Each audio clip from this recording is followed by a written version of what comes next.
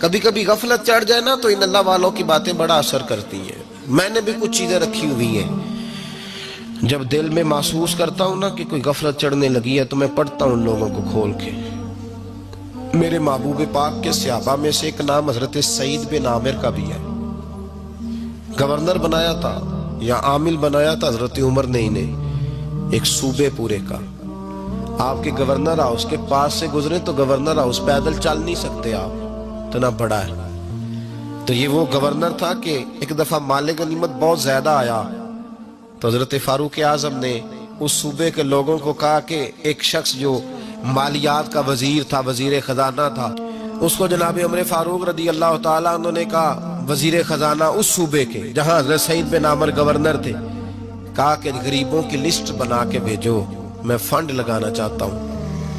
تو جب لسٹ بن کے آئی تو چوتھے نمبر پہ گورنر صاحب کا نام بھی لکھا تھا. تو حضرت عمر فاروق رضی اللہ تعالیٰ عنہ نے حضرت سعید بن عامر سے کہا، یار تو غریب تھا، مجبور تھا، تنگ دست تھا، تیرے صوبے کے لوگ کہہ رہے مجھے کیوں نہیں بتایا؟ حضرت سعید لگے، عمر پہلے تو وہ بندہ مجھے بتا جس نے میرا پردہ کھولا ہے.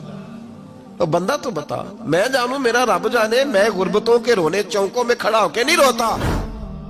میرے پاس کو رنج و علم ہو تو میں اپنے رب کی بارگاہ میں عرض کرتا ہوں، میں اپنے محبوب کو بتایا کرتا ہوں، میں غربتوں کے رونے دنیا داروں کے سامنے نہیں روتا.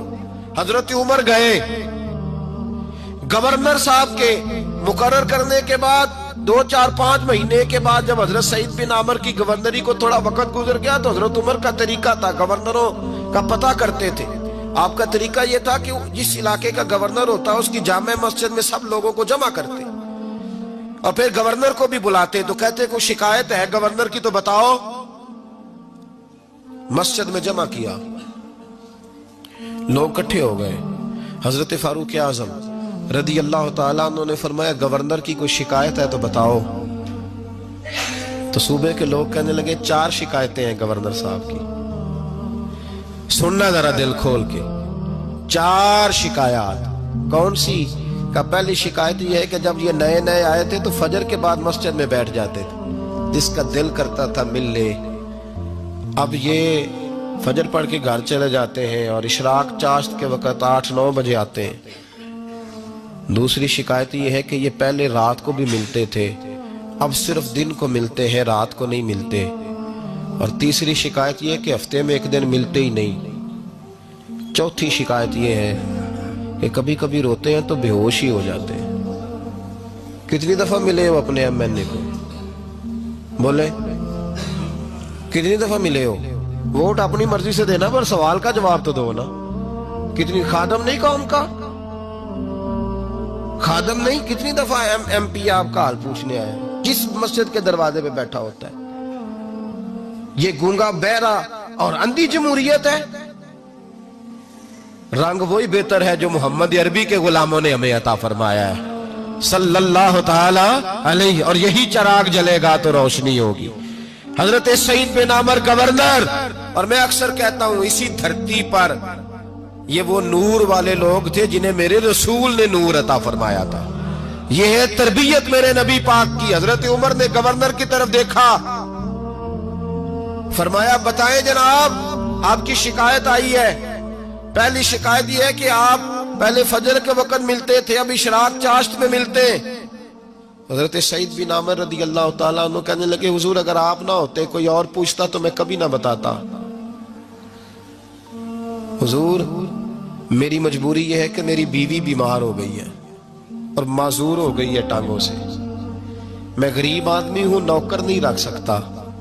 اس بھلی مانس عورت نے 30 سال میری نوکری کی ہے، اب وہ بیمار ہو گئی ہے تو کیا میں اس کو چھوڑ دوں؟ میں سویرے اٹھ کے اپنے گھر میں جھاڑو دیتا ہوں، برتن دھوتا ہوں، آٹا گوندتا ہوں، روٹی پکاتا ہوں اور اپنی باوفا بیوی کے منہ میں لقمے ڈالتا ہوں. حضور وہ پخانہ پیشاب کرتی ہے تو وہ بھی میں صاف کرتا ہوں. وہ میری ذمہ داری جو ہوئی تو ذرا دیر ہو جاتی ہے. بس پہلے سوال کا جواب آیا تو لوگ کہتے ہیں ہمارے جسم کے رونگٹے کھڑے ہو گئے. پھر کہا آپ کی دوسری شکایت یہ ہے کہ آپ ہفتے میں ایک دن ملتے نہیں. تو حضرت سعید بن عامر کہنے لگے، حضور کاش یہ لوگ مجھے رسوا نہ کرتے، کاش سریعام نہ پوچھتے تو میرے اور میرے رب کا راز تھا، یہی بہتر تھا۔ فرمایا کہہ چکا ہوں نا غریب ہوں، جوڑا ایک ہی ہے میرے پاس، ٹھنڈ کا موسم ہے تو ہفتے میں ایک دن کپڑے دھو کے خشک ہونے کو ڈال کے بیوی کے کپڑے پہن کے بیٹھا رہتا ہوں، اور ذرا شام ہو جاتی ہے باہر آنے میں تو کیا کروں، نہیں آ پاتا۔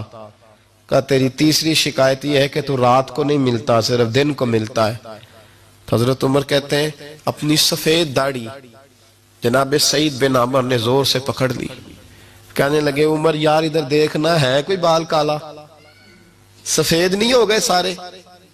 اس کا مطلب ہے پھل پک گیا، پتہ نہیں مالک کب بلا لے۔